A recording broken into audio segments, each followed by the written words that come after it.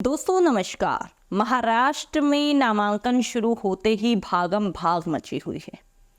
MVA हो या Mahayuti, road show निकालकर बड़े बड़े नेताओं, एक तरीके से कह सकते हैं जो फाइनल सीट थी उन पर नामांकन दर्ज करवा दिए गई हैं। लेकिन जो सीटें फाइनल नहीं थी, जिन पर असमंजस था, पेच फंसा हुआ था, उन सीटों का क्या? क्योंकि अब ये सवाल उठ रहा है कि कल दोपहर तक का, यानी मंगलवार दोपहर तक का ही समय है नामांकन के लिए। तो ऐसी परिस्थिति में अभी तक जो है ना तो एमवे ना ही महायुति गठबंधन जो है, यानी दोनों ही पार्टियों की तरफ से क्लियर उम्मीदवारों की लिस्ट जारी नहीं की गई। दोस्तों, हमने जब भी महाराष्ट्र चुनाव के बारे में आपसे बातचीत की है, बताया है कि वहां पर गठबंधन की स्थिति है दोनों तरफ, और गठबंधन में जो है उतार चढ़ाव आते रहते हैं। लेकिन नामांकन, सीटों का बंटवारा, ये इतना महत्वपूर्ण मुद्दा, और जिस प्रकार से जो है कांग्रेस हरियाणा, मध्य प्रदेश जैसे राज्यों को चुनाव हारी है, उसके बाद से तो सीटों का बंटवारा इतना अहम हो गया है जो जीते जिताए चुनाव को हरवा सकता है। तो ऐसी परिस्थिति में गठबंधन की स्थितियों में जो है फूंक फूंक कर कदम रख रही हैं दोनों पार्टियां।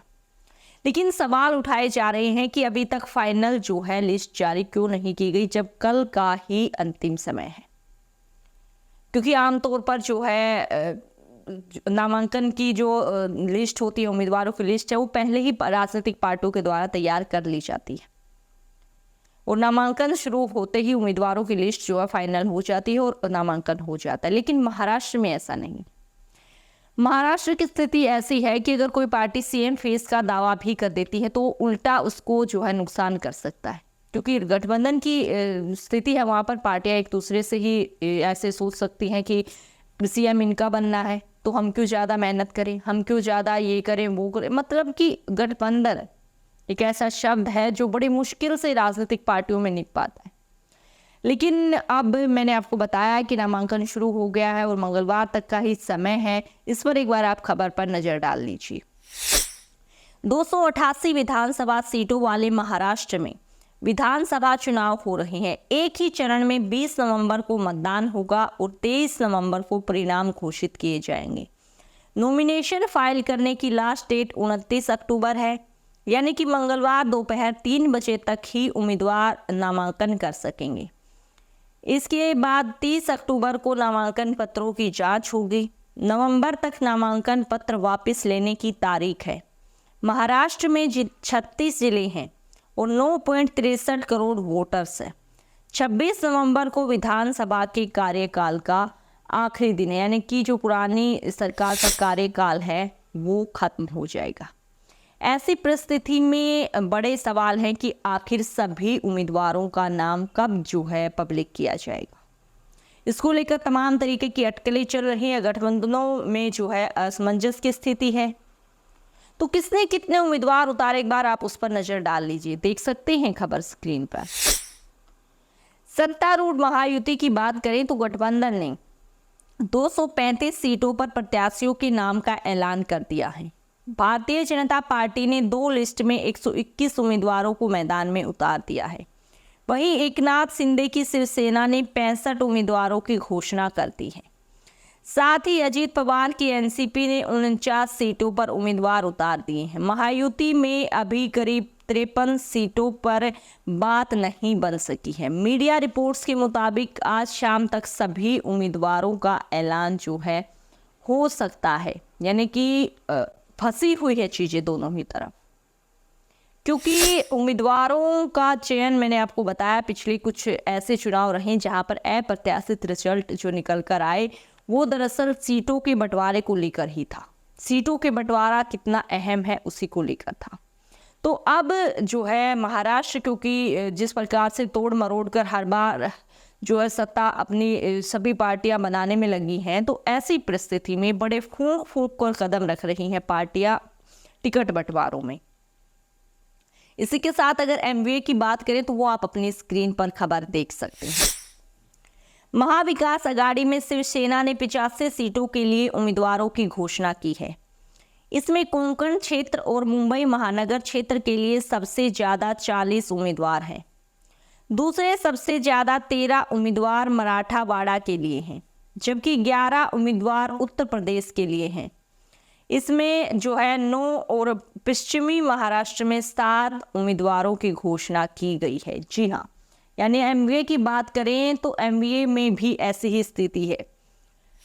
जो शिवसेना है यूबीटी और जो कांग्रेस, उन्होंने कुछ नामों का ऐलान तो कर दिया है, लेकिन समाजवादी पार्टी का पेज वहाँ पर अभी भी फंसा हुआ है दोस्तों।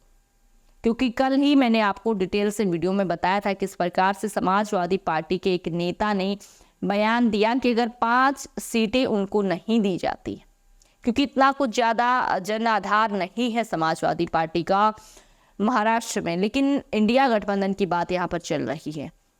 तो वहाँ पर जो समाजवादी पार्टी के नेता, उन्होंने कहा कि अगर 5 सीटें उनको नहीं दी जाती हैं तो वो 25 सीटों पर अपने उम्मीदवार उतारेंगे, और इसका सीधा नुकसान किसे होगा? एमवीए को, क्योंकि एंटी बीजेपी वोट ही उनको मिलेंगे अगर एक वोट भी इधर उधर होता है।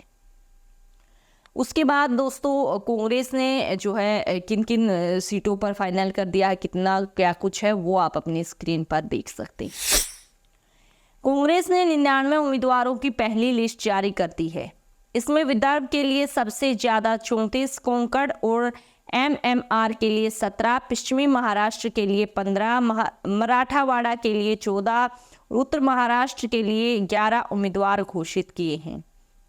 शरद पवार की एनसीपी ने अपने 67 उम्मीदवारों में से पश्चिमी महाराष्ट्र के लिए 29, मराठावाड़ा के लिए 12 और बाकी तीनों क्षेत्रों से 8-8 उम्मीदवारों के नाम घोषित किए। जी हाँ, यानी कि अगर बात करें एमवीए की, तो एमवीए में सबसे ज़्यादा अगर पेच अभी तक फिलहाल फंसा हुआ है तो वो अखिलेश यादव की पार्टी समाजवादी पार्टी को लेकर है।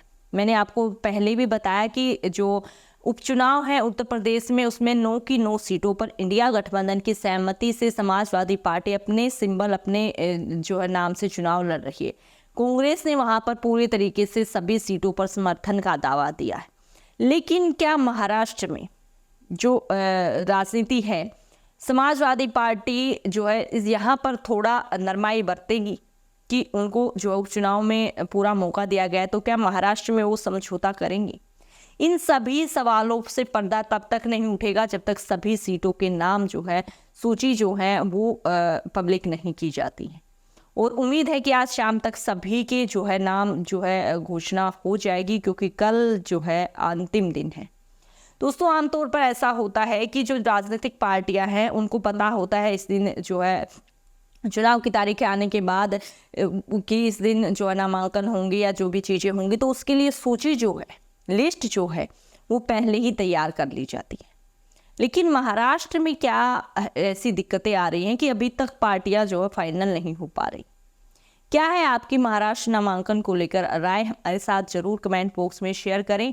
और क्या आपको लगता है कि सीट बंटवारा महाराष्ट्र में भी चुनाव पर सीधे सीधे असर डाल सकता है?